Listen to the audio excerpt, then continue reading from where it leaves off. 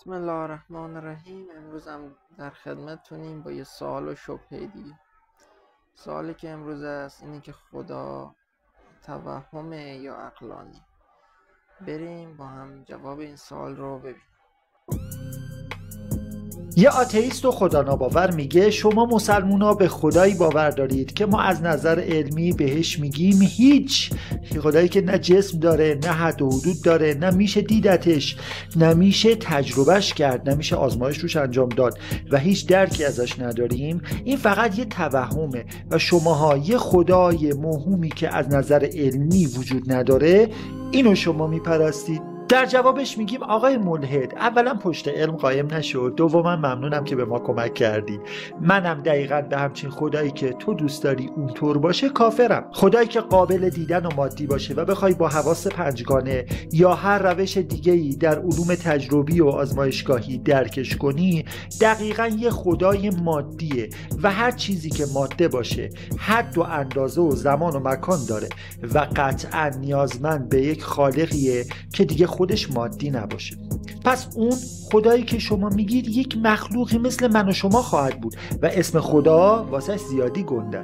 از نگاه شما مادیگراها فقط چیزی وجود داره که بشه حسش کرد یا با آزمایش به وجودش پی برد و بشه خودش یا اثرش رو اندازه گرفت. اما عقل میگه، نه علم تجربی ها، دقت کن، با علم تجربی عزیز من هیچ کسی نمیتونه خدا رو رد کنه، چون فقط میتونه درباره ماده حرف بزنه.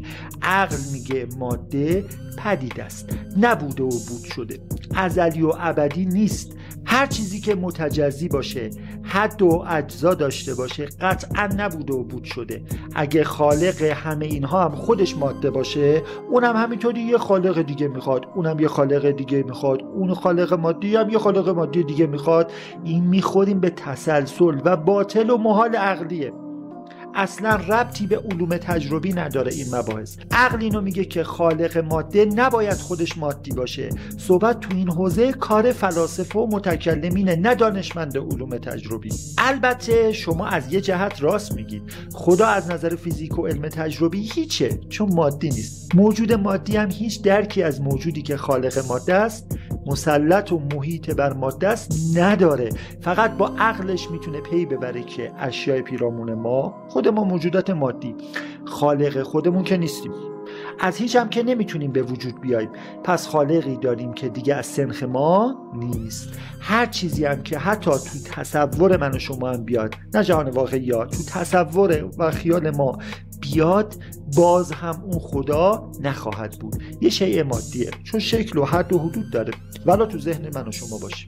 بذارید یه مثال غیر دقیق و صرفاً برای تقریب به ذهن بزنم واسه اهل گیم و بازی. شخصیت GTA از چی ساخته شده؟ همه بازی کامپیوتریا از چی ساخته شدن؟ از 0 و 1. درکش هر چقدر هم بالا بره این کاراکتر بازی، بازم همه چی میبینه؟ کد 0 و 1. حالا بهش بگو CJ جان سازنده تو دیگه 0 و 1 نیستا، خالق 0 و 1. چی فکر میکنه؟ مشابه همینی که ما الان نسبت به خدا داریم. فقط با عقلش اگه داشته باشه، فقط با عقلش میتونه اقرار کنه، دقت کنید، که بله خالقش از سنخ خودش نیست و مسلط به دنیای گیمه. اما بازم هیچ جوره نمیتونه خالق خودش رو حس کنه، فقط میتونه عقلاً بهش اقرار کنه. خب حتما اگه دوست داشتید بیشتر در این مورد بدونید، سلسله جلسات آموزش عقاید شیعه به زبان ساده رو تو کانال های ما، تو آپارات، یوتیوب، تلگرام، ایتا، روبیکا، همه اینها رو تو اونجا به صورت کامل و مفصل توضیح دادیم. در پناه حق.